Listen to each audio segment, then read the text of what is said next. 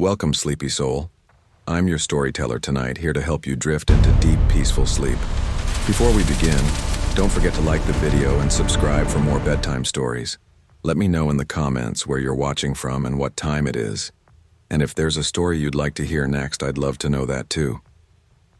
I still remember the way her eyes would linger a bit too long when she was angry. The way her jaw would tighten like she was holding something back. Not tears, not words, something darker. We dated for just over a month. Her name was Kira. She was beautiful, no denying that. Sharp cheekbones, wide brown eyes, short dyed blue hair she constantly tucked behind her ears. I met her through a coworker who thought we'd be a good match. At first, we were. The first couple of weeks were fun. We'd go for late-night drives, watch horror movies, and take long walks in Pinebrook Park, a wooded area near the edge of town. It had a small pond, some picnic tables, and barely any lighting at night. I liked it for its peace. She liked it for the shadows. But Kira had a temper. Little things would set her off. One time, I was 10 minutes late to dinner, and she went completely silent for the rest of the night. Another time, I laughed at a joke someone else made about horoscopes and she stormed off mid-date. I tried to be patient. I really did. But by week 4, I was exhausted. She'd accused me of hiding things when I went to visit my mom. Accused me of changing because I didn't respond to her texts fast enough. I started pulling back emotionally just to protect myself. Eventually she said, "Maybe this isn't working." I agreed. And that was that. Or so I thought. 2.5 weeks later, on a quiet Tuesday evening, I got a text from her. Kira. "Hey, I know this is random, but I really need to talk to you. Can you meet me at Pinebrook Park? 10 p.m., please." I stared at the message. The easy answer would have been no, but I'm not the kind of person who leaves things unresolved, and part of me wanted to know what she had to say. Maybe she needed closure. Maybe I did too. Besides, it wasn't like I was scared of her. Kira could be dramatic, but I never thought she was dangerous. I texted back, "Me. Okay, I'll be there." At 9:45 p.m., I left my house, walking the short distance to Pinebrook Park. The air was warm, the kind of summer night where everything feels still. Crickets chirped in the distance and the trees swayed in a light breeze. By 10 p.m. sharp, I arrived and texted her, "Me. I'm here. Where are you?" A moment later, she responded, "Kira, go to the picnic table near the woods, you know the one. That part of the park was always a little darker. The woods made it cooler, quieter, almost too quiet sometimes. But I knew the spot well. We used to sit there for hours talking." I made my way there, the gravel crunching beneath my sneakers. The moon wasn't full, but it was enough to see by. The path curved and opened into a clearing with a single table, half covered in leaves. "Kira," I called out. No answer. I stepped closer. "Kira?" Still nothing. I reached for my phone to call her. That's when I heard it. The rustling, coming from the trees behind me. Not the light flutter of leaves in the wind. Heavy movement, footsteps. I turned around. A man stepped out of the woods. He was huge, had to be at least 6'5", wearing dark clothing and a ski mask. He didn't say anything, just started walking toward me. "Hey, what the hell?" I backed away. "I don't know what this is, but..." He charged. I turned and ran, gravel flying under my feet. I barely got 10 steps before he tackled me from behind. The impact knocked the air from my lungs. My cheek scraped the dirt. "Help!" I yelled, but the sound was muffled by his gloved hand clamping over my mouth. He started punching me, hard, fast. I tried to fight back, but he was too strong. My ribs throbbed, my vision blurred. "Don't move," he said in a deep voice, calm like he'd done this before. He took my wallet, my phone, and my keys. Then, as if that wasn't enough, he slammed my head once into the ground, then ran, disappearing back into the trees. I laid there stunned, blood in my mouth, gravel pressed into my palms. I wasn't unconscious, but I wanted to be. Eventually, I forced myself up. Stumbling back toward the road, I realized I couldn't even get into my house. My keys were gone. No phone to call anyone. My ribs felt bruised. I limped 2 blocks and banged on my neighbor's door, a guy named Ethan, who opened it in a panic. "Jesus," he said, "what happened to you?" I told him everything in fragments while he called the police. The cops arrived about 20 minutes later. They were professional but skeptical, until I mentioned Kira. They asked me to forward the texts.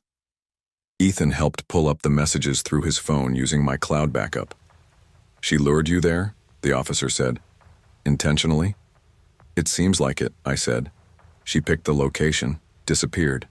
Then this guy shows up." They nodded, scribbling in their notebooks. "Do you have any reason to believe she might have done this before?" "No," I said. "But she's not mentally stable. She always had this temper, and she didn't take the breakup well." 3 days later, they arrested both Kira and the man. Turns out his name was Trevor Hensley. He was Kira's ex, a guy she claimed had left the state long ago. But he hadn't. He was very much still in town, and still very much in her life.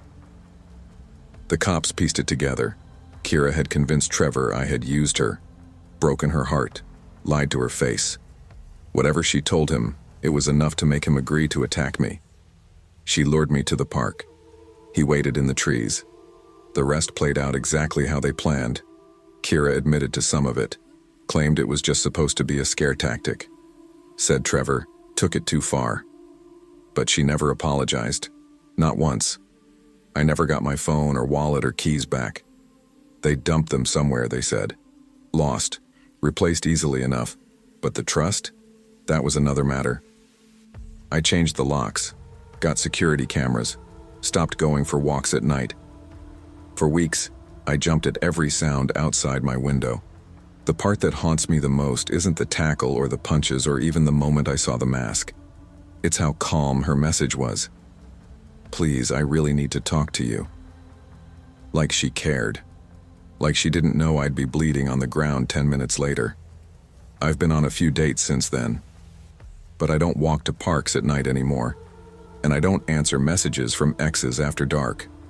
Once trust is broken that badly, even sunlight feels suspicious. And that's something no lock, no cop, and no apology can ever fix.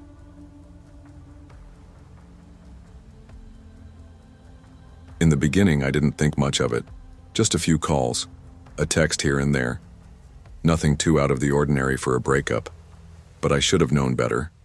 My name is Derek Lyman, and I live in a quiet suburb outside Dayton, Ohio. I work at a small software firm, mostly remote, but I head into the office 3 days a week. Nothing flashy. Just enough to pay the bills, keep my little rented house, and stay out of the way. I met Kara through a mutual friend. My buddy Rob's girlfriend, actually. They'd gone to the same community college. Kara was charming at first. She had this laugh that made everyone in the room turn their head. She was beautiful. Green eyes, always done-up hair, always dressed like she was going somewhere important. It was a little intoxicating. I think I was just flattered that someone like her wanted anything to do with someone like me.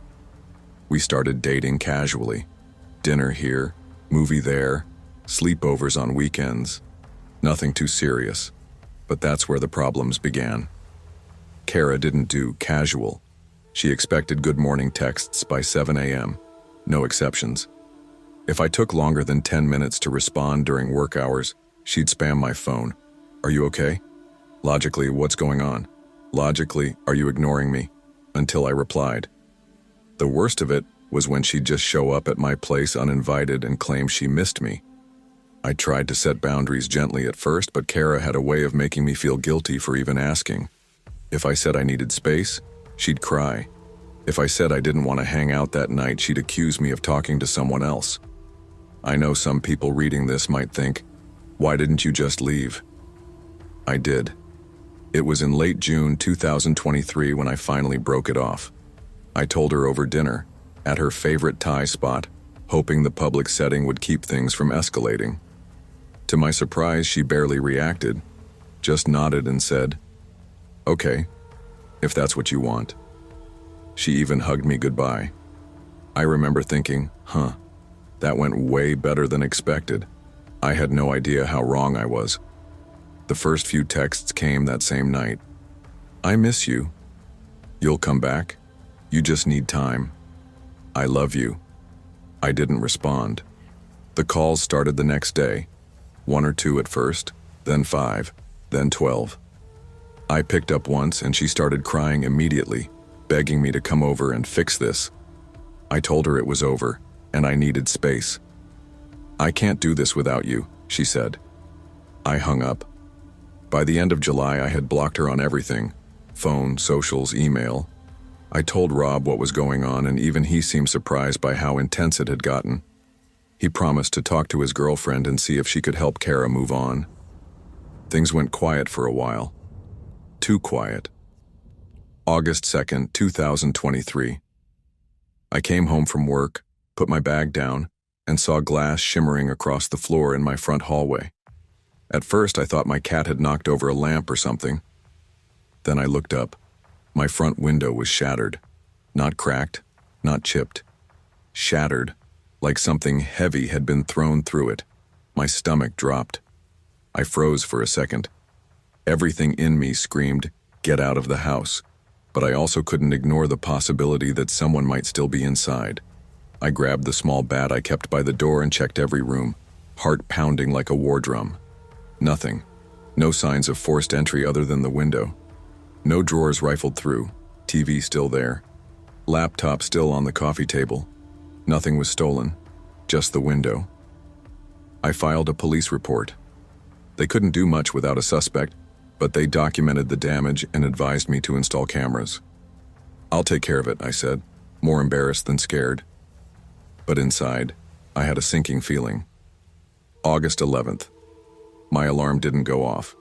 Not because I forgot to set it, because I woke up to a flat tire. Correction. 4 flat tires. Every one of them slashed. Now it wasn't just unnerving, it was personal. I didn't want to believe Kara could go this far, but who else could it be? I'd never had any other enemies, no bad breakups, no arguments with neighbors. I unblocked her number and texted, "I know what you did. Stay away from me." No response. I sent another, "You're going to get arrested. I've already told the cops." Still nothing. I didn't sleep well that night. By the time August 17th rolled around, I had cameras installed, motion lights up, and a stronger deadbolt on the front door. I tried to pretend life was normal, but I was always on edge. I jumped at every bump in the night, slept with my phone under my pillow, kept the bat closer than ever. At 3:18 a.m., I was jolted awake by the sound of shattering glass. Again. This time I didn't hesitate.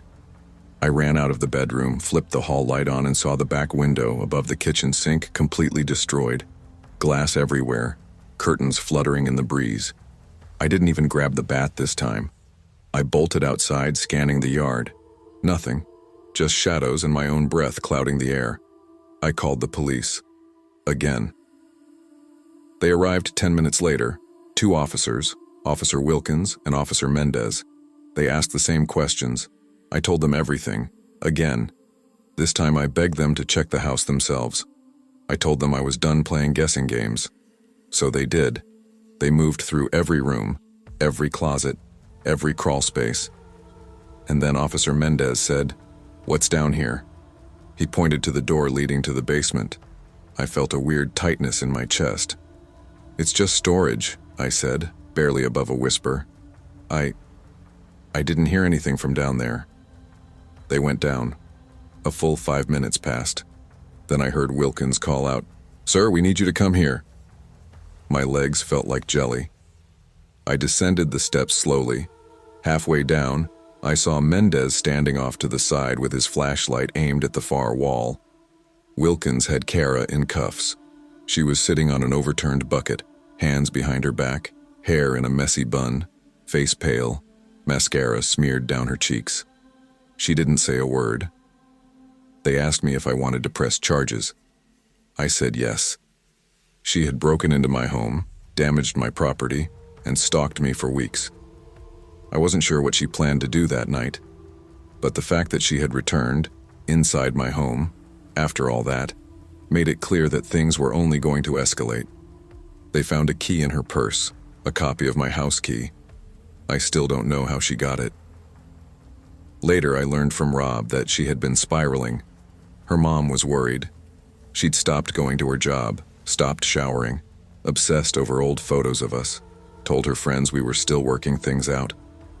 I wish someone had warned me sooner. Kara was eventually put on probation and court-mandated therapy. I moved, changed jobs, got a new number, even switched to a P.O. box for all my mail. It's been almost a year now. Every time I hear a window creak or my motion light turns on, my chest tightens. I sleep light. I double-check my locks. Sometimes I wake up thinking I heard her laugh. Other times I wake up from dreams of the basement. There's nothing romantic about obsession. There's nothing sweet about not letting go. Love doesn't shatter your windows. Love doesn't hide in your basement at 3 a.m.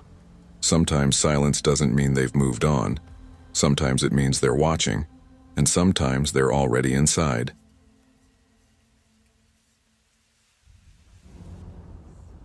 I never imagined I'd be telling anyone this story. Not because it was a secret, but because it still doesn't make sense, even to me. And if it doesn't make sense to me, how can I explain it to someone else? But I need to try. I need to get it out. Not for sympathy, just clarity. It started 2 years ago when I was living in Leeds. I'd just landed a new job with a marketing firm, finally moved out of my shared student flat, and was adjusting to the slow crawl into proper adulthood. Bills, commute, grocery lists, the usual. That's when I met Maya. We met the way most people do these days, on an app. Her profile was simple, a few pictures, dark, wavy hair, black hoodie, book in hand, messy bun. She looked casual, comfortable with herself. Her bio read, true crime addict, night owl, coffee snob. Be interesting or be ignored. We matched, chatted, and decided to meet for drinks. She picked the place, the Royal Park pub near Hyde Park. Her texts were witty, her banter sharp, and in person, she was just the same, charming, sarcastic, with a dry sense of humor that caught me off guard more than once. We hit it off. We dated for about 5 months. It wasn't serious, not in the meet the parents kind of way, but it wasn't casual either. We spent weekends together, had inside jokes, sent each other memes and stupid voice notes in the middle of the night. She could be intense, sure, but I chalked that up to passion. She didn't like being ignored. And if I didn't text her back fast enough, I'd get passive-aggressive messages like, "Guess you died, R.I.P., let me know when the funeral is." It was funny the first few times, then it wasn't. Eventually, the relationship started to fizzle. She was too possessive. I started to pull away. The breakup wasn't messy. In fact, it was the calmest conversation we'd ever had. We met at a Costa near the University of Leeds, sipped flat whites, and agreed to part ways. "Still friends?" she asked. "Yeah, sure," I said, and I meant it at the time. We left it at that. We didn't really talk after. Maybe a casual text now and then, checking in. Nothing weird. That was until she texted me 7 months later. It was late August. I'd just come back from a short trip to visit family in Manchester when my phone buzzed. "Maya." "Hey. Random, but can I ask you something weird?" "Me." "That depends." "Maya. I'm in kind of a situation. I have to move out of my flat and the next lease doesn't start for another 5 days. Could I crash at yours? Just until then?" I stared at the message for a long time. Part of me was suspicious. Why me? We hadn't really spoken in months. The other part of me, the part that hates conflict and likes being helpful, answered before I could think too hard. "Me. Yeah. Couch okay?" "Maya. Absolutely. You're a lifesaver." I told myself it was temporary. I worked long hours anyway. I figured we'd barely cross paths. She showed up the next evening. She had 2 bags and a smile, wore a plain black hoodie and jeans. No makeup, hair pulled back like always. "Hey, stranger," she said, stepping inside without hesitation. "Hey, welcome back. I joked. We did a quick catch-up in the kitchen, jobs, dating disasters, weird housemates. She laughed the same way she always did, tilting her head slightly to the side and covering her mouth like she was trying not to be too loud. It felt normal. A little awkward, sure, but manageable. I set her up on the couch with a spare duvet and pillow. She thanked me, then pulled out a book and started reading as I went to my room. I closed the door behind me and let out a breath I didn't realize I was holding. That night I went to bed around 11. I remember drifting off easily. It had been a long day and my body was sore from the drive. But at some point in the middle of the night I stirred. Something felt off. It wasn't a sound that woke me. More like a shift in the atmosphere. Like I wasn't alone. I opened my eyes and saw her, Maya, standing at the end of my bed. Just standing there. The room was pitch black, but the streetlight outside cast faint lines through the blinds, just enough to see her silhouette. I blinked hard. Thought maybe I was dreaming, but I wasn't. I could see her face, and it wasn't blank. It was angry. Number not just angry, it was hateful. Maya, I whispered. She didn't move. Didn't flinch. You okay? Nothing. I sat up slowly. She stepped back. I watched as she turned without a word and walked out of the room, quietly closing the door behind her. I sat there, heart racing, for a long time. Eventually, I convinced myself she'd been sleepwalking. Maybe she'd had a nightmare. Maybe she thought she was somewhere else. I didn't know. I just knew I hadn't imagined it. The next morning, I brought it up as casually as I could while pouring cereal. Hey, did you come into my room last night? She looked genuinely confused. What? No. You sure? You didn't sleepwalk or anything? She laughed. I've never sleepwalked in my life. I nodded, shrugged, let it go. But I didn't sleep much that night. The next night was worse. I woke up again, sometime around 2 a.m. I sat up immediately this time, heart already pounding. The end of the bed was empty, but the doorway wasn't. She was there again, just her head, peeking around the corner. Eyes locked on me. Same look, pure malice. I sat frozen. We made eye contact for maybe 10 seconds. Then she disappeared again.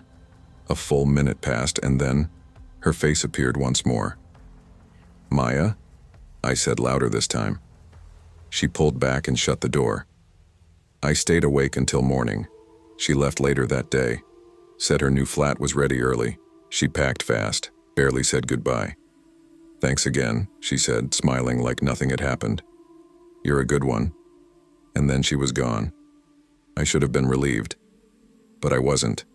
Because after that, strange things started happening. One night, about a week later, I got home from work and found a note on my kitchen counter. You don't lock your windows very well. Might want to start. There was no name. No handwriting I recognized.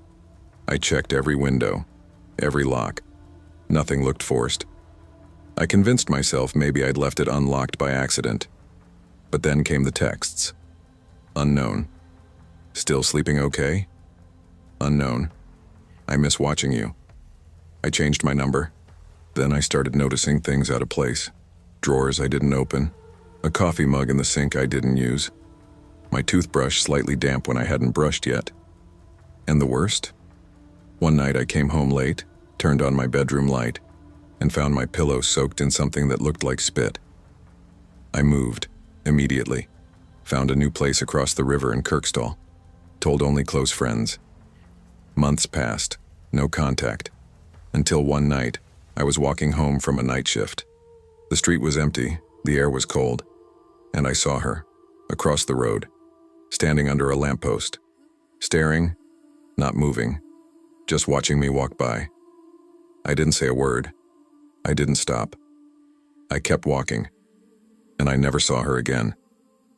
To this day, I don't know what was real and what wasn't. I never reported it. I had no proof, no video, no witnesses, but I know what I saw, and I know what it felt like. In her eyes, I wasn't a person anymore. I was prey.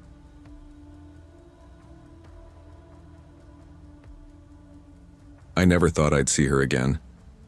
That's not the start of a ghost story or a poetic way to describe regret. I mean it literally. After 3 years, no messages, no mutual friends, and her completely vanishing off social media, I figured she was long gone from my life. Her name was Madeline Quinn, and 3 years ago we were inseparable.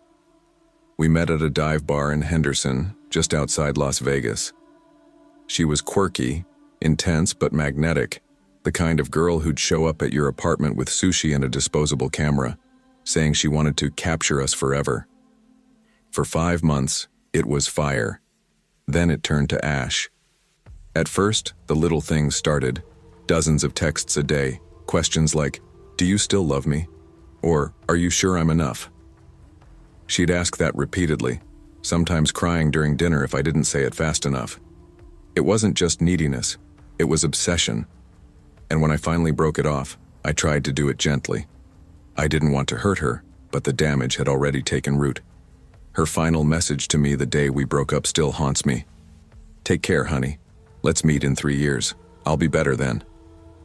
Then she blocked me, changed her number, moved out of her apartment, no social media trail, vanished like smoke in the Vegas wind. 3 years passed. I wasn't the same guy anymore. I just turned 30, got promoted at my tech job downtown.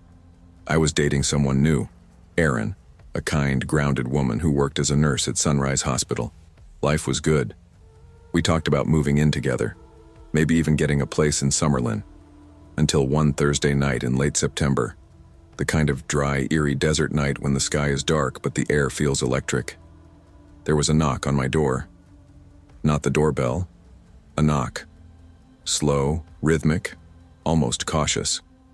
I was watching a game on mute, half asleep on the couch, and got up thinking it might be a delivery. I opened the door, and there she was, Madeline. My brain short-circuited. I literally stepped back in reflex, like I'd just seen a ghost. But what shocked me more wasn't that she had found me. It was what she looked like. She was unrecognizable. Her jaw, gone, or maybe reshaped so unnaturally it looked like it caved inward. Her nose was unnaturally sharp, pointed like glass, and her cheekbones were protruding under stretched skin.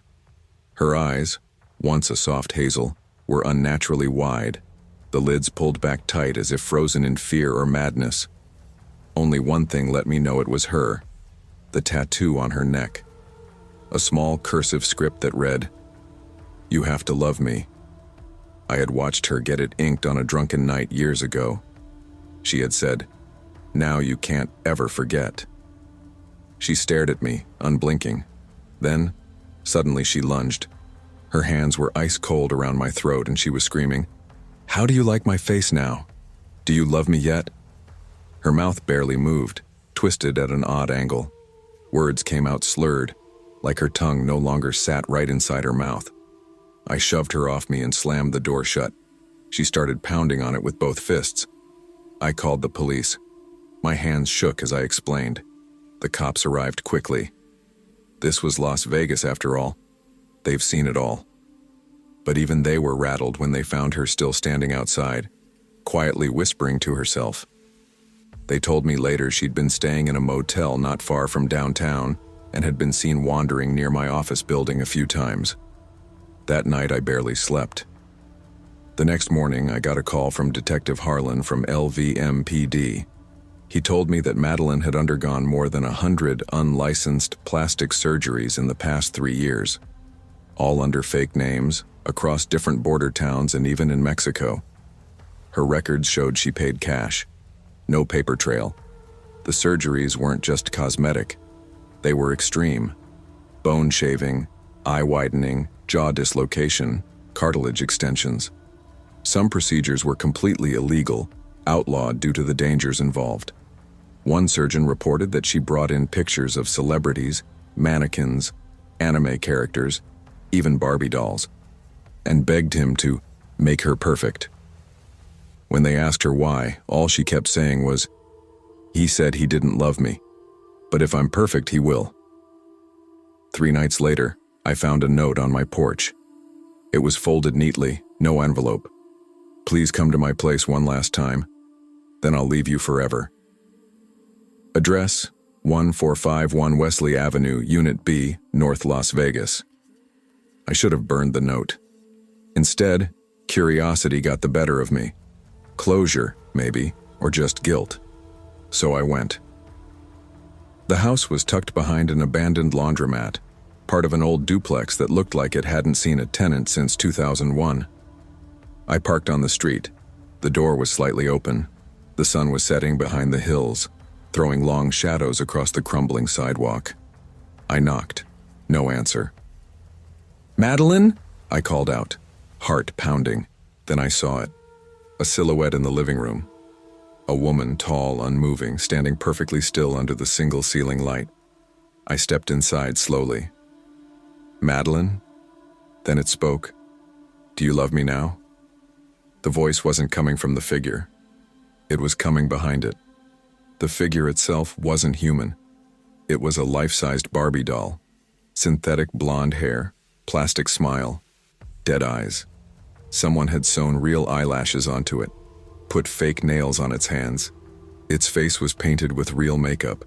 The eyes looked wet, glossed over. Then Madeline stepped out from behind the doll. She was holding its hand, and a large kitchen knife in her other. Her eyes were wild, her lips stretched, cracked and raw from surgeries. It's not the looks, right? It's the part, right? That's what matters. She began walking toward me, slowly at first, then lunging forward with the doll still in her grip. She screamed, "Love me now. Love me or I'll put your heart inside her." I dodged. The knife grazed my arm. I stumbled back and ran. Out the door, across the yard, into the street. A neighbor saw me and called 911. She was arrested that night. When they searched the house, they found 6 other dolls, all styled in different ways. Some were labeled with names. Perfect Madeline, Love version 3, Angel Girl. But the worst thing they found was in a journal under her mattress. Page after page written in red ink, all the same sentence. "He'll love me if I become everything." They also found surgical tools. And one note, taped to the wall. "If I can't have his love, I'll build a body that will." Madeline was diagnosed with a severe psychiatric condition, a combination of body dysmorphia, delusional disorder, and obsessive love disorder. She was committed to a psychiatric facility indefinitely. I moved. I couldn't stay in Vegas after that. Aaron tried to help me cope, but I started shutting down. The trauma ran deeper than I expected. I kept seeing that doll in my dreams, the fake smile, the plastic skin.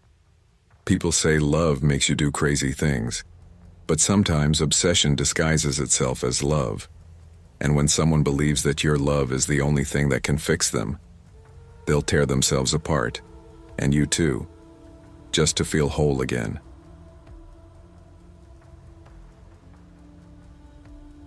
I met Isabel during the fall semester of my senior year at Portland Community College. She wasn't in any of my classes, but I saw her constantly, at the library, on the quad, walking past the gym after my late class. Her face was hard to forget. She had that rare, timeless kind of beauty that made people stare, not flashy or attention-seeking, just angelic. Pale skin, honey brown hair that caught the sun just right, and soft, distant eyes, like she was always thinking about something no one else could see. People noticed her, sure, but they didn't go near her. I found out why a few weeks into the semester, during lunch with my friends at the student cafe. "You know that girl Isabel?" my buddy Tyler asked, nodding toward the window. She was walking alone across the lawn, a closed book in her arms like always. "The quiet one?" I asked. "Yeah, why?" He smirked, but it didn't reach his eyes. "They say she's cursed." I laughed. "What is this, a ghost story?" "No, seriously," said our friend Natalie. She leaned in, lowering her voice. 3 of her exes died, the most recent one just last summer. Car accident, overdose, and one drowned. They all died within 6 months of dating her. That's just messed up coincidences, I said, trying to keep my tone light. But it's true, Natalie insisted. Everyone on campus knows about it. It's why people stay away. Cops questioned her last time, but nothing came of it. No proof, no charges, just weird vibes. Maybe she's just unlucky, I said, but a cold chill crawled up my spine anyway. From that point on, I became more aware of her. And despite the rumors, or maybe because of them, I watched her more closely.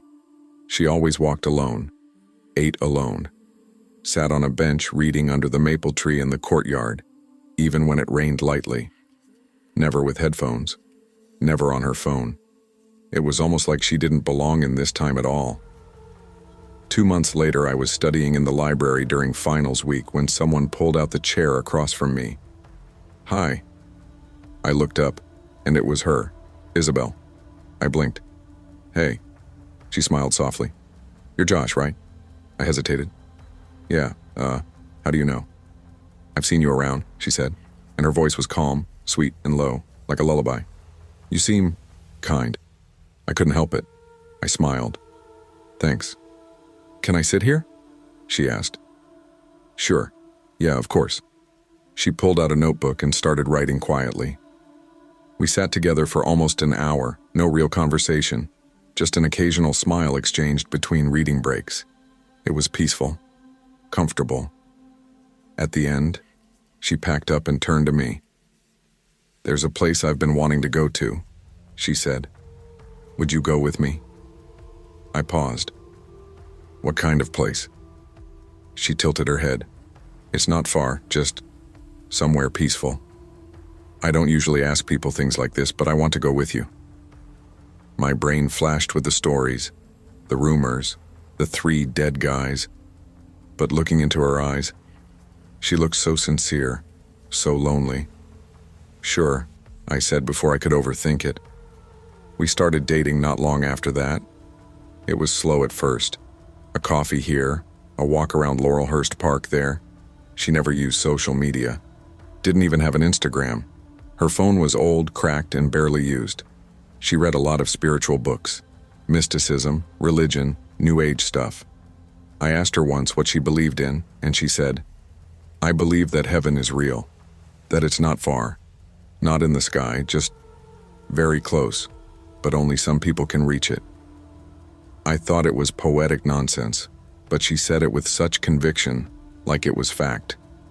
Despite all the warnings, I found myself drawn to her, addicted even. Her presence was soothing. She was gentle, calm. She remembered everything I told her, made me tea when I was sick, held my hand in a way that felt like she meant it. The rumors faded in my head. I rationalized. 3 deaths over 3 years, that doesn't prove anything. And when people warned me, I just brushed it off. It felt good. Being with her felt good. Until one night. We were in her apartment, a small second-floor studio just off Division Street. Minimalist, but strangely peaceful. She lit candles instead of using lamps, always played soft, ancient-sounding music.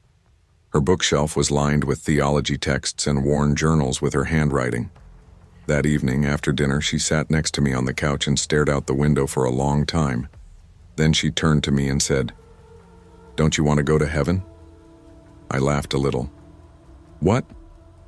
She was still looking out the window. "I do. I've prayed about it for years. And now I know the time is near." I stared at her, unsure if this was a metaphor or a mental health issue. "I asked God," she continued, "and he told me the house is ready. For both of us." I swallowed hard. "You mean, like dying?" "No," she said. "Not dying, just crossing over. He told me the world is too heavy for people like us. It's why I never fit in. But he said we'll be happy there." Then she reached into her bag and pulled out a thermos. She handed it to me. "I made us something. Chamomile, honey, valerian. It'll help us cross gently." I didn't take it. "Isabel," I said, "what's in this?" She smiled, but her eyes were serious. "It's love. I wouldn't give you anything that would hurt you. You know that, right?" I stood up. She didn't. "You're scaring me," I said. She looked heartbroken. "I thought you understood. I thought you felt it too. That longing, that ache. I know you feel it. I saw it in your eyes the day we met." I backed away toward the door. "Josh, please," she said, her voice cracking. "Don't leave me here. Not again." They all left. They didn't understand, but you do. I know you do. I opened the door. She stood up and shouted, tears streaming down her face. "We are citizens of heaven." I ran. I blocked her number, never answered her texts or calls, changed my walk to class, avoided the library, told people we broke up, and they just gave me this look, like they expected it, like they were just relieved I was alive. 3 weeks later, the police called me. They needed me to answer some questions. A man, 27 years old, had been found dead in a park on the outskirts of the city. Toxicology showed he had consumed a cocktail of sedatives and opioids. His body was dressed all in white, and when officers arrived, Isabel was kneeling beside him, eyes closed, whispering prayers. When questioned, she smiled and said, "My boyfriend just arrived in heaven." She was arrested on the spot. During her interrogation, she told the detectives, "He's not dead. He's in heaven. God said the house was ready. He opened the door. I only helped him step through it." They found journals in her apartment, dozens of them. She had recorded everything, her mission, her prayers, and detailed descriptions of the crossings, all 3 previous men. She had been there when they died. She hadn't pushed them or stabbed them or pulled the trigger, but she had guided them, with drinks, with rituals, with her voice. There was just never proof until now. I was called in to testify. It was the hardest thing I've ever done. She saw me in court.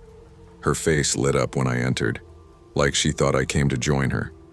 When I took the stand, she mouthed, "We belong together." I looked away. She was found guilty, but they declared her legally insane. She's now in a psychiatric facility outside Salem, Oregon. Life sentence, no parole. I still see her in dreams sometimes, standing under the maple tree, smiling with that same soft look in her eyes, holding out her hand. "Come with me," she says. And behind her there's a house glowing white in the distance. I always wake up before I answer, but for a moment I wonder, what if it really is there? What if she wasn't insane at all? What if heaven is real, and I left her at the gates?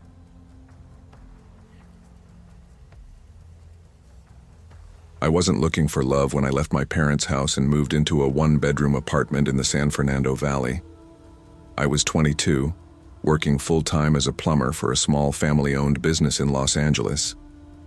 Things were finally falling into place. Steady income, quiet nights, and the kind of independence I'd craved since high school. My name is Ryan Keller, and I'll never forget what happened that summer. It started like any normal workday. It was mid-June, brutally hot, even at 9 in the morning. I had an appointment in West Hollywood to fix a couple of busted pipes in an old Spanish-style home. The job wasn't anything complicated, but I remember it clearly, because that's the first time I met Melanie. She was 22, just a few months older than me. The homeowners were her parents, friendly people, very laid back, but she was the one who answered the door. She wore a faded Pink Floyd shirt, had a messy bun, no makeup, and still looked like someone who belonged on a movie set. She offered me water, kept asking questions while I worked, about my tools, the kind of places I get called to, whether I had a girlfriend. At the time, I didn't, and honestly, I thought she was just being polite. But when she slipped me her number on a piece of scrap paper and winked, I realized she was serious. We texted later that night. One thing led to another. Within a week, we were going out. 2 months later, she moved in. It all happened fast, too fast in hindsight, but at the time, it felt exciting. I'd never had someone like her before. She was funny, unpredictable, full of energy. She'd leave handwritten notes in my lunchbox, send me random selfies, cook elaborate meals when I got home. But as the weeks passed, that energy shifted. It got heavy. The first time I saw the cracks was at a small taco joint in Reseda. We were eating outside and I got a text from my coworker James about a scheduling change. Melanie glanced at my phone and immediately froze. "Who's Kayla?" she asked. "What?" "Kayla. That girl who sent you the heart emoji last week. I saw it when you opened your Instagram." I laughed, thinking she was joking. "Kayla's my cousin from Denver." She didn't smile, just stared at me, arms crossed. "Okay, calm down," I said. "It's not what you're thinking." That night, she went silent. The next morning, I found she had deleted over 30 people from my contacts. Girls I went to high school with, co-workers, even my own cousin. She didn't even deny it. "They were clutter," she said. I should have ended it right then. But I didn't. I told myself she was just being protective. I'd never lived with a girlfriend before. Maybe this was normal. It wasn't. Things got worse in public. She'd explode over small things. Once, at Target, I took too long in the electronics aisle. She dragged me out by the arm and screamed at me in the parking lot, accusing me of checking out the cashier. Another time, at a friend's BBQ, she accused my best friend's fiancé of flirting with me because she laughed at one of my jokes. She cried, broke things, slammed doors, then apologized, every single time. "I just love you too much," she'd whisper. "I'm scared of losing you. Please don't ever leave me, Ryan." After 3 months, I couldn't take it anymore. I told her I needed space, that it wasn't working, that I was always anxious around her, always walking on eggshells. She stared at me like I'd spoken a foreign language. Then she threw her glass at the wall, locked herself in the bathroom for 2 hours, and finally came out calm. "Okay," she said. "I'll leave." She packed her things slowly, like she was waiting for me to stop her. I didn't. She kissed me on the cheek before walking out the door. That should have been the end. It wasn't. The harassment started the next day. Rocks hit my window at 2 a.m. I looked outside and saw nothing. But when I stepped out, I found a crumpled note under my doormat. It said, "You said you'd never leave me." That week, I found her car parked down the street every night. She'd just sit there, engine off, watching. Sometimes for hours. When I called the cops, she vanished before they arrived. Every time. 2 weeks later, I came home to find her inside. She was in my kitchen, barefoot, holding one of my mugs like it was the most natural thing in the world. I froze. "How did you get in?" She smiled. "You never changed the locks, Rye. Did you forget I have a key?" I didn't want to escalate things. I stayed calm, told her I was tired, asked her to leave. She did. But 2 nights later, I came home to find writing on my walls. At first it was pencil. "Come back." Then it turned into red Sharpie. "I'll never let you go." Then it got worse. Blood. I swear to God. She had cut open her arms and used her fingers to write my name over and over again across the bathroom tiles. The cops came. They took photos, filed a report. But since she had already left and I hadn't seen her actually break in, they said they couldn't arrest her. I changed the locks that night, upgraded to a security system the next day. But Melanie wasn't done. She started showing up at my parents' house in Burbank. One night around 1:30 a.m., my mom woke up to a soft tapping on the window and saw Melanie standing outside, tapping the glass with a kitchen knife, just smiling, dead silent. My mom had a panic attack. My dad called the police, but again, Melanie was gone by the time they got there. That was the last straw. I started sleeping at my parents' place, kept my phone on silent, stopped going to work for a week. I was exhausted, terrified. I filed for a restraining order, but those take time. Weeks, months sometimes. The final night changed everything. It was 2:13 a.m. I remember because I looked at my phone the moment I heard the noise. Tap, tap, tap on the bedroom window. I got up, walked to the curtain, and there she was, Melanie. Pale, sunken cheeks, wild eyes, big grin. She looked like she hadn't slept in days. She didn't blink. "Come out," she whispered. I could hear her, clear as day. I stormed out the front door, heart pounding, and shouted at her. "Melanie, stop this. Stay the hell away from me and my family." She didn't move. Then she screamed in a long, high-pitched, broken scream and charged at me with a knife. I barely reacted in time. I punched her, hard, right across the jaw. She hit the pavement, unconscious. I called 911, told them everything. I didn't even hang up until the cops arrived. They arrested her on the spot. They found my old house key in her bra, along with photos of me, strands of my hair, and a piece of my mail with my address circled in red ink. It was like something out of a horror movie.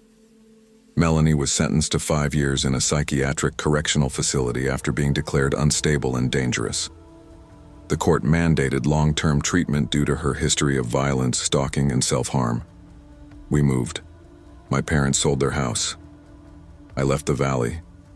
Changed my number, my car, everything. I'm in San Diego now, working for a different company. Quiet apartment, few friends, no relationships. I still don't sleep well. Some nights I wake up to the sound of tapping, even when it's nothing. Just wind. But I always check, because Melanie's sentence will end in less than 2 years. And I know she hasn't forgotten me. I don't think she ever will. She ever.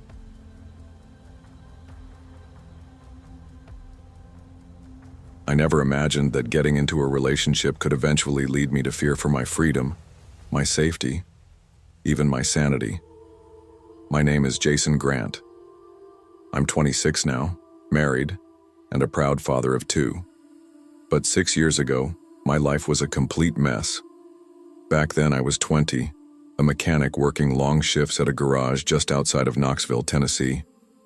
I had recently moved out of my parents' house, finally trying to build a life of my own.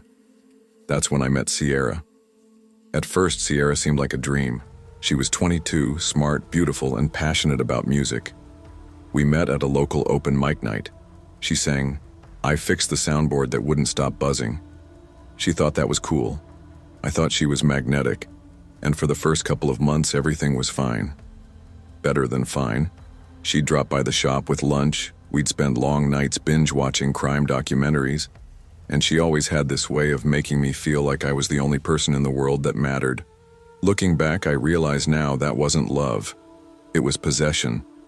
The first red flag came barely 3 months into our relationship. I'd made plans to catch a movie with my friend Malik, someone I'd known since middle school. When I told Sierra, she froze. Then she started crying. Not just soft tears, sobbing like someone died. "What's wrong?" I asked. "You'd rather spend time with him than me?" she whispered. "It's just a movie, babe. You and I spent the last 5 nights together. I'll be back home in 2 hours." She didn't respond. She just stared at the floor, tears still streaming down her face.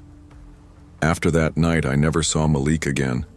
Not because he stopped calling, but because I stopped picking up.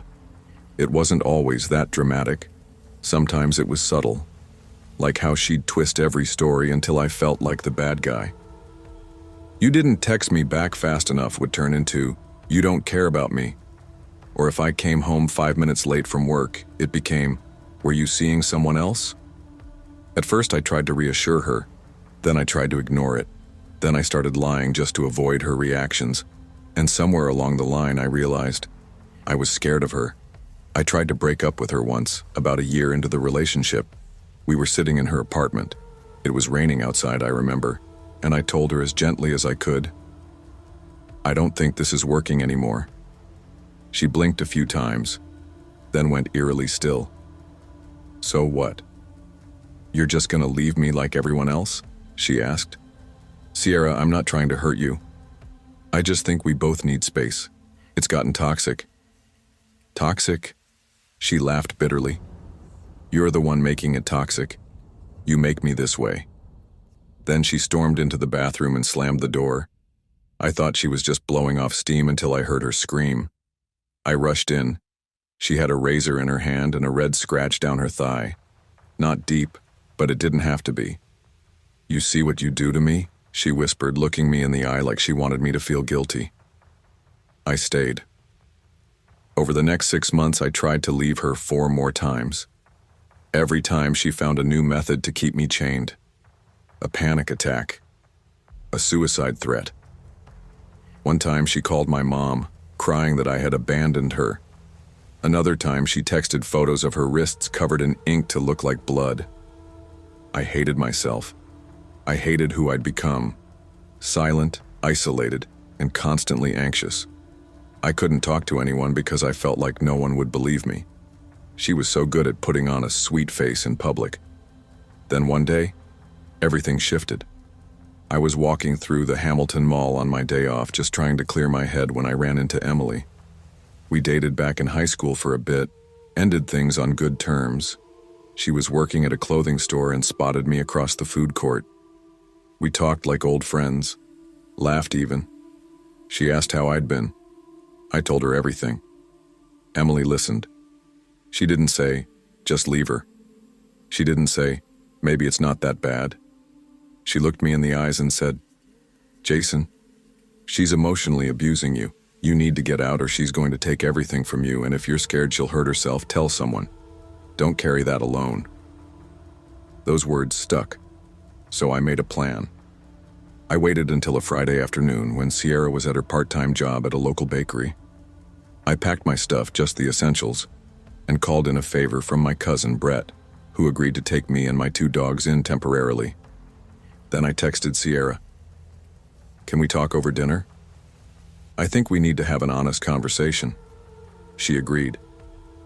We met at a small Italian restaurant. She seemed nervous but calm. I kept things short and direct.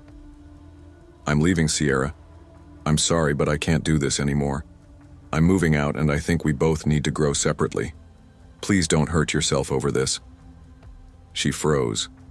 Then her smile cracked. "You're serious?" "Yes." "You bastard." She stood up, knocked her glass of water onto the table and stormed out. That night I moved back in with Brett. My mom called, worried. My dad didn't say much but offered to help if things got messy. Brett's girlfriend was nervous about the drama following me into their house, but I promised it would be temporary. It wasn't. 2 nights later, I woke up to pounding on the door at 3 a.m. It was the cops. "Are you Jason Grant?" "Yes, sir." "We have a report filed against you by a Ms. Sierra Lane. She's claiming you assaulted her and stole cash from her apartment under threat of a weapon. You need to come with us." I was speechless. I couldn't even form a sentence. They cuffed me, didn't read me my rights at first. I was taken downtown, sat in an icy room under buzzing fluorescent lights, while a detective asked me the same questions on repeat. "Where were you between 8 p.m. and midnight 2 nights ago?" "With my cousin. You can call him. We were playing video games." "And you didn't go to Ms. Lane's apartment?" "I haven't seen her since dinner. I have no key, no weapon." They didn't believe me. Sierra had bruises. She had a story. She had tears. I had an alibi, and eventually DNA evidence to back me up. 2 weeks in county jail, 2 weeks of silence, fear, and staring at cinder block walls. I didn't even cry. I just sat and waited, hoping truth meant something. Eventually, the tests came back. Nothing matched. I was cleared. But the damage? Already done. Sierra wasn't done. Not even close. Over the next year, she filed 4 separate restraining orders, each claiming I was stalking her. She said I followed her car, texted her from burner phones, even claimed I left dead flowers on her porch. Every time, I had proof I was somewhere else. My phone's GPS, receipts, testimonies. Still, the court had to investigate. It was policy. She even hired a private investigator to follow me and Emily. Yes, we got back together. We almost didn't make it through. Emily received anonymous texts threatening her. She came home one day to find her car keyed. Once she caught someone snapping photos of her from across the street. But the PI never got caught. Eventually, one judge had enough. After the 4th restraining order request, he finally snapped. "This is harassment," he said aloud in court. "The petitioner has offered no evidence, and the respondent has shown consistent, verifiable proof of innocence." That was the last time we saw Sierra in court. She vanished not long after, moved away from what I hear. Emily and I got married a couple of years later. We have 2 kids now, a home, and peace. Real peace. But sometimes when I hear a sudden knock on the door or see an unfamiliar car parked outside, I still freeze for a second. My mind still goes back to her, to the fear, to the gaslighting, to the way someone can take everything from you just by twisting your reality. If you're reading this and going through something similar, don't wait for a scar or a court date to make your move. Get out. Speak up. You deserve to be safe. As for Sierra, wherever you are, I hope you find the help you need. And I pray no one else becomes your next project.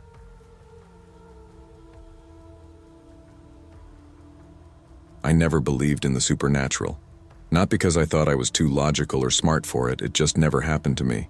No haunted mirrors, no creepy whispers, no glowing eyes in the dark. My life had always been boring in the best way. Wake up, eat breakfast, bike to university, finish my part-time shift at the bookstore, and head home. I lived in a small riverside town called Fairbridge, tucked away in the southern part of New Zealand. Picture slow, misty mornings, streets lined with wilting willow trees and locals who always knew each other's dogs by name. My dad, Robert Marsh, was a retired school teacher. We lived in an aging house just a 5-minute walk from the riverbank. It was peaceful, predictable, and safe. Until I met Claire Morgan. Claire changed everything. We met during the summer before my 3rd year of university. I was 20 then, working the evening shift at a dusty second-hand bookstore called Spine and Paper. Claire came in wearing this vintage gray coat, black boots, and a scarf wrapped way too tightly for the mild weather. She looked like she belonged in another decade. 50s, maybe 60s. She didn't smile. She didn't even really look at me. She just said, "Do you have any books on lucid dreaming?" Her voice was soft but firm, and for reasons I couldn't explain, I instantly wanted her to stay longer. We talked, slowly, over a few visits. First about dreams, then about music, then about how she never liked technology and still used a flip phone. She was odd in an enchanting way.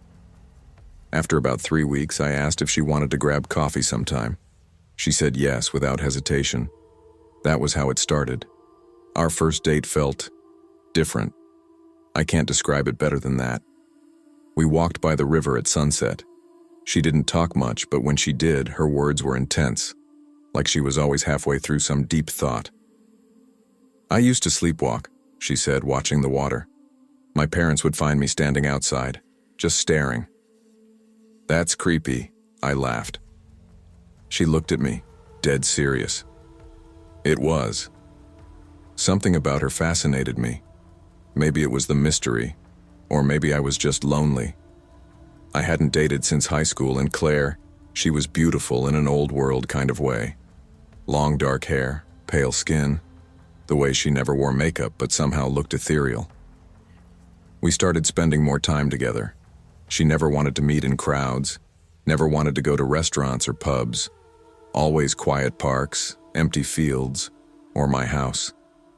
I found it romantic at first, like we were the only 2 people in the world. But slowly, the strangeness started creeping in. Claire never let me visit her place. She said it was too messy, but I never saw so much as a photo of her home. She also refused to use social media, and I never met her parents or any of her friends.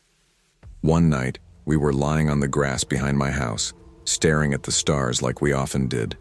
She whispered, "Do you believe souls can be split?" I thought she meant metaphorically. "I guess," I said. "Like, people not knowing who they really are?" "No," she said, turning to me. "I mean literally. Like, what if someone's soul broke in half, and one part stayed behind?" I didn't know what to say.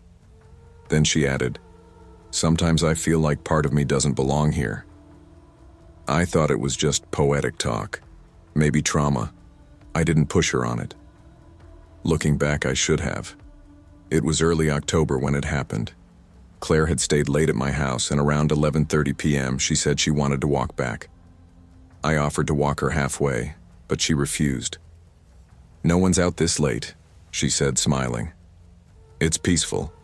I watched her disappear down the road under the flickering streetlight. Not 15 minutes later, I got a call. Not a phone call. It was a knock on my window, not the front door, my bedroom window, the one facing the backyard. I jumped.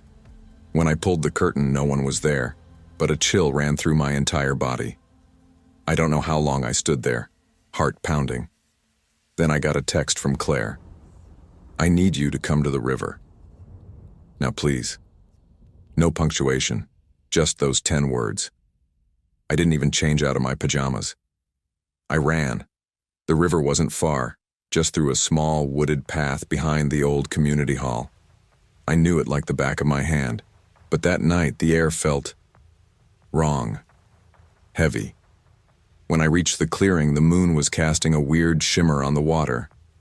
And then I saw her, Claire, standing by a tree near the water's edge, head down, hair hiding her face. "Claire?" I called. She didn't respond. I took a step closer, then another.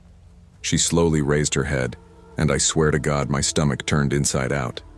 It wasn't Claire, or it was, but not fully. Her face was pale, almost bluish. Her eyes were glassy, lifeless, and blood was dripping from her mouth. I stumbled back. "Claire, what the hell? Are you okay?" She just stood there, and then, without moving her lips, I heard her voice in my head. "Don't uncover me." I blacked out. I woke up in my bed. My clothes were wet, muddy. My hands were trembling. My dad was in the kitchen reading the newspaper like nothing had happened. I checked my phone. No message from Claire. I tried calling. The line was dead. I biked to the bookstore to see if she'd shown up. Nothing. I asked around campus. No one had seen her. That entire day was a blur, like the hours were melting. That night I dreamt of her again, standing by the river, head down, whispering, "You saw too much." I filed a missing person report. The officer, Detective Michael Lane, was kind but clearly skeptical. "Are you sure she exists?" he asked. "No phone number. No address. No photos. You said she didn't even use social media." "She's real," I said firmly. "We've been dating for almost 2 months." He nodded slowly. "Well, we'll look into it." But I could see it in his eyes. He didn't believe me. No one did. I started digging. Old town archives, historical records, anything I could find about the river, the tree, the stretch of land where I saw her. And I found something. An old article from 1964. Local woman drowns after alleged possession. Claims of witchcraft denied by family. Her name was Clara Morgan. Same last name. Same face. I know how insane that sounds, but the photo was there, printed in grainy black and white. She had the same sharp jaw, the same eyes. And the article? It said she was found nailed to a tree by the river by townspeople who believed she was possessed. They claimed she lured young men into the woods at night, that she whispered to them, that some came back, changed. Others didn't come back at all. They said she died at 22. Claire was 22. I didn't sleep for days. Then, one night, around 2 a.m., I heard the knock again. This time it wasn't the window. It was the front door. I grabbed a flashlight and opened it. No one. Only a single wet footprint on the porch. I turned, and there she was, Claire, standing barefoot in the hallway behind me, soaked, shivering, pale as the moon.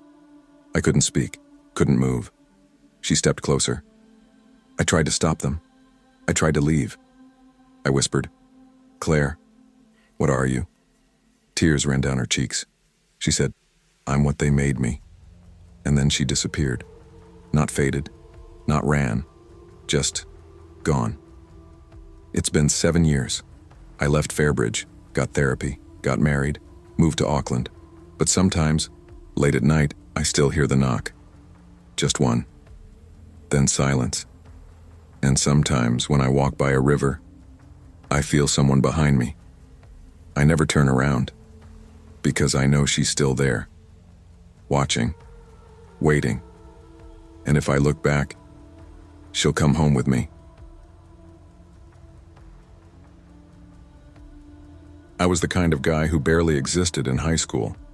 If I wasn't in the back row of class doodling nonsense or half asleep with my hoodie up, I was probably pushing carts outside the local supermarket just to pay for my own lunches. I didn't party. I didn't have friends who pulled me into things. I was there. Cedar Hill was the kind of town where nothing ever really happened. Just a mix of farmland, a slow-moving river, and streets where everyone knew your dad's name before they knew yours. And in the middle of that sleepy town was her. Her name was Kara Whitmore. And to me, she was a hurricane in a glass world. Everyone noticed her. The teachers, the boys, even some of the moms during open house. She wasn't just pretty.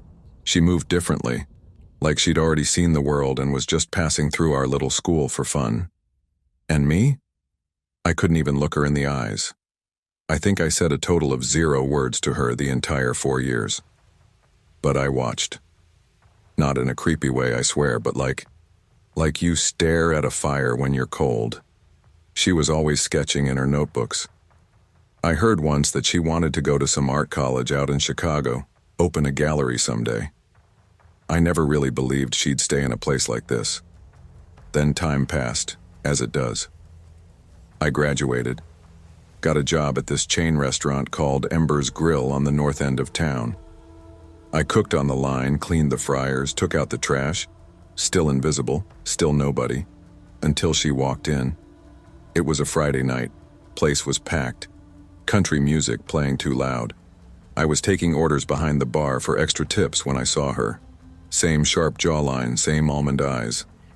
But older now, 23 like me. And she looked right at me. "Kyle?" she said. I nearly dropped the pitcher in my hand. I hadn't heard my name said like that in years. Yeah, wow. Kara? She smiled. Not a fake smile either. It was warm, even nostalgic. "You're working here? That's crazy. You were in my class, right? You sat behind me in world history?" My heart was pounding. How the hell did she remember that? Before I could answer, this guy slid into the booth next to her. Broad shoulders, confident smirk. Ryan Wells, football captain. My old classmate too. He gave me a nod like we were friends, but I could see the way Kara leaned toward him. It stung. I took their order, made some small talk, and went back to the bar. But the whole night, my head was spinning. Over the next couple of weeks, she came in again, and then again. Sometimes with Ryan, sometimes with friends. But once, just once, she came alone. That was the first time we really talked. She asked about my life, what I'd been doing, told me she never did make it to art school, said something about her mom getting sick and needing to stay home. She'd been helping at her uncle's framing shop now, just off Miller Street. We laughed about dumb teachers. She remembered my name, remembered I liked science fiction books. She even asked if I still drew. I hadn't drawn in years, but I told her I did. I lied. That night I went home, locked the door, buried my face in my pillow, and screamed like a kid.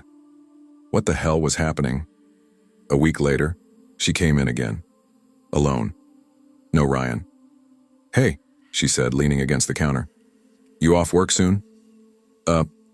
Yeah, why?" "You should come over.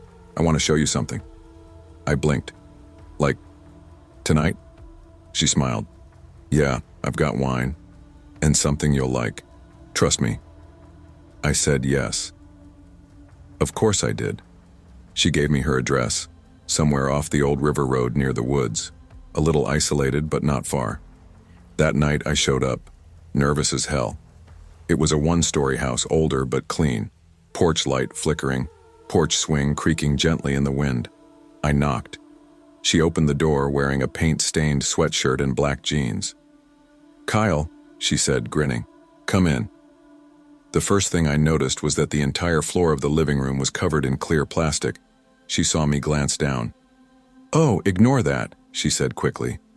"I'm repainting tomorrow. Don't want to get stains on the hardwood." Fair enough. But something felt off. The second thing I noticed? The paintings. Framed, stretched canvas everywhere. Men in pain, men crying, men screaming. One in particular made me freeze. A man with Ryan's exact face, eyes bulging, blood coming from his mouth, body twisted on the floor like he was mid-scream. "What the hell is this?" I whispered. She came beside me, calm. "I call that one entropy. It's my best so far. Can't you feel the pain, the suffering?" Her voice trembled with excitement. He wouldn't stop talking about how perfect his life was. Job in Chicago, his stupid car. So I shattered his jaw with a mallet. Took forever to get the right scream. But eventually he gave me what I needed. I took a step back. You're joking." She tilted her head. "I'm not." I looked at her. Something in her eyes was wrong. They were dilated, twitching like she hadn't slept in days. I turned toward the door. She laughed, soft and cold. "You haven't even seen the others." I spun back. 4 other paintings, each one of a man I'd never met, but all in agony. One had spiders crawling over him. One had his limbs tied to ropes. Another was mid-fall with knives stuck in his back. "Art," she said, "is purest when it's honest, and humans are only honest when they're dying." I said nothing. My knees locked. My mouth went dry. She turned and walked toward the kitchen. "You know that quote? Art is pain. It's not just a metaphor. It's the truth." When she came back, she was holding a frozen medieval mace, the kind you'd see in a museum. "Kyle," she said, her voice sweet as syrup, "it's your turn. I've been planning your painting for days." I bolted. She swung the mace and narrowly missed my head. It smashed against the doorframe, sending wood flying. I crashed through the front door, slipped once on the porch plastic and rolled off the steps. She screamed after me, "Come back, I haven't finished your portrait." I ran into the night, didn't stop until I reached the main road. Called the cops with shaking fingers. They raided her house the next morning. Found blood in the bathtub. A locked freezer in the garage with 4 bodies. One of them confirmed as Ryan Wells. She'd beaten him to death with a hammer. The other 3 were never reported missing. Just drifters, out-of-towners, disposable. The paintings? Each one matched a corpse. She was arrested, charged with 4 counts of first-degree murder and sentenced to life without parole. I didn't leave my bed for a week. Didn't talk to anyone. Sometimes I think about that night. How close I came. If I'd tripped on the plastic, if I hadn't unlocked that damn door fast enough, I'd be a painting, a masterpiece. But not for the reasons anyone would be proud of. And I never draw anymore. Not after that. I don't want to know what lies behind the frame.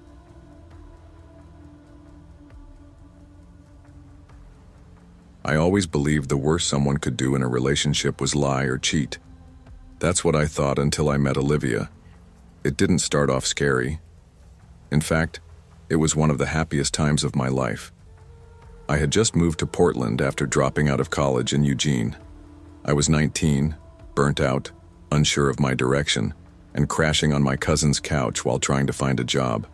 His name was Darren, and he was the one who introduced me to her. "She's a friend of a friend," Darren had said as we stood in line outside a bar that didn't even check IDs. Chill, smart, a little weird, but like the cool kind. I was instantly intrigued. I hadn't dated in almost a year. I had trust issues from my last girlfriend and didn't think I'd be able to connect with anyone again. Then I saw her. Olivia wasn't the kind of girl that made everyone stop and stare. She wasn't flashy or overly made up. But she had this calm intensity. Deep hazel eyes, thick black hair pulled into a messy bun, a black leather jacket over a faded Bauhaus t-shirt. She looked like she had secrets, and I wanted to know every one of them. We hit it off fast. Too fast. She laughed at my jokes. She listened like no one ever had. I told her things I hadn't told anyone, not even Darren. We started seeing each other constantly, and within 2 weeks, I was staying over at her apartment most nights. It was an old building in the Buckman neighborhood, 3rd floor corner unit. The kind of place with creaky wooden floors and peeling paint that felt more like a vibe than a flaw. At first, it was perfect. Olivia had routines, strange ones. Every Sunday, she'd go to this little shop on Hawthorne called the Wild Thistle. They sold herbs, crystals, candles, books with titles like Blood Magic, The Red Path, and Transference of Will. I thought it was quirky. New Age stuff like half the girls in Portland. She never forced anything on me, not really. But the more time we spent together, the more I found myself adjusting to her world. She didn't like mirrors. She made me cover mine when I moved in, said they reflected too much energy. She hated loud music, so I stopped playing mine. She burned black candles and sage in every room and whispered to them under her breath. She'd stay up late sometimes, writing in a thick, leather-bound journal with symbols I didn't recognize. Still, I stayed. I told myself it was harmless. Artistic. That's what love does. It makes you rationalize things that should make you run. About 2 months in, she asked me to dye my hair black. I laughed, thinking she was joking. She wasn't. "You'd look more aligned," she said. I didn't know what that meant, but I wanted to make her happy, so I did it. Then she suggested I grow a beard, said it would ground me. Then came the clothes, dark, heavy layers, strange jewelry she made me wear. It didn't happen overnight, but piece by piece, I became someone else. Even my voice changed. I started talking slower, quieter. Not because she told me to, but because she looked at me differently when I did. Darren noticed before I did. "Bro, you good?" he asked one night when I met him for coffee. "You look like you haven't slept in a month, and your vibe is off." I shrugged it off. But deep down, I knew something wasn't right. The worst part was, I didn't care. It was a rainy Tuesday night when Darren came to visit. I hadn't seen him in months. Olivia said he gave her strange feelings, so I stopped inviting him over. But he showed up unannounced, said he was worried, said I didn't answer his texts. "I thought you moved or something," he said, standing in the hallway, soaked and shivering. Olivia was out. I let him in. "You want coffee?" I asked. He blinked. "Since when do you drink coffee? You used to hate hot drinks." I didn't answer. I just went to the kitchen and put on the kettle. We talked awkwardly. I didn't know how to explain how empty I felt. Like I was here, but also not. Like I was watching someone else live my life. At one point, Darren excused himself to use the bathroom. He didn't come back for 10 minutes. When he did, he looked pale, shaken. "Ivan," he said quietly. "What's in that back room? The one with the red curtain?" I froze. "That room's private," I muttered. He stared at me. I saw what's in there. He described it exactly. A large red pentagram painted on the hardwood floor, black candles at each point, a bowl filled with ash and what looked like teeth, and something in the center, what he called a stone slab or altar. My hands were shaking. "She told me never to go in there," I said. "You've never seen it?" he asked. I shook my head. Then Olivia walked in. She didn't scream, didn't flinch. She looked at Darren like she'd been expecting him. "You weren't invited," she said calmly. Darren stood up, staring at her. "You've been doing things to him," he said. "He's not himself." She smiled. "He's more himself than he's ever been." Then she turned to me. "Don't listen to him. He wants to pull you away. He wants to break the circle." Something in her voice, low, commanding, inhuman, snapped me out of it. I looked at Darren, looked at her, and I ran. We didn't make it far. The door wouldn't open. no matter how hard we yanked it. Olivia stood at the end of the hallway, arms outstretched, eyes completely black. I felt something, pressure inside my head, like my thoughts were being crushed. Darren grabbed a candle from a table and hurled it at her. It missed, shattered against the wall. "Get to the circle room," he shouted. We rushed in and slammed the door behind us. I stood in the center of the pentagram, trembling. Then I noticed something. My chest burned, right in the center, like something was inside me trying to claw its way out. "Ivan," Darren said, "she's using this room to anchor something in you." I fell to my knees. Then Olivia screamed from outside, "Let him finish the transfer. He belongs to me now." Darren dragged a heavy bookshelf in front of the door. He looked at me. "We have to break the circle." "But she said..." "Exactly," she said. "You think she cares what happens to you?" I grabbed a piece of my shirt and wiped across one of the red lines, and just like that, the air shifted. The candle flames blew out all at once. The pain in my chest vanished. Then came a howl. A scream. Not human. Not hers. And when we opened the door, Olivia was gone. I didn't sleep that night. Neither did Darren. He took me to a church the next day. The priest didn't even seem surprised when we told him. Just asked me if I felt whole again. I told him I didn't know what that felt like anymore. A few days later, I went back to the apartment to collect my things. The place was empty. No sign of Olivia. The circle room was clean. Fresh paint, hardwood, scrubbed, like it had never happened. It's been 2 years. I moved back to Eugene. I don't keep candles in the house anymore. I avoid mirrors after dark. I still have that burning feeling in my chest sometimes, brief, like a spark, but it fades. Darren and I don't talk much about it. I Googled Olivia. No records, no social media. I even asked the landlord. He claimed the apartment had been vacant for months before I moved in. But I remember her. Every night. Sometimes I dream of that room, of her voice whispering in a language I don't understand. And every time I wake up, I'm terrified to check the mirror, because someday I think I'll see her, standing behind me, smiling.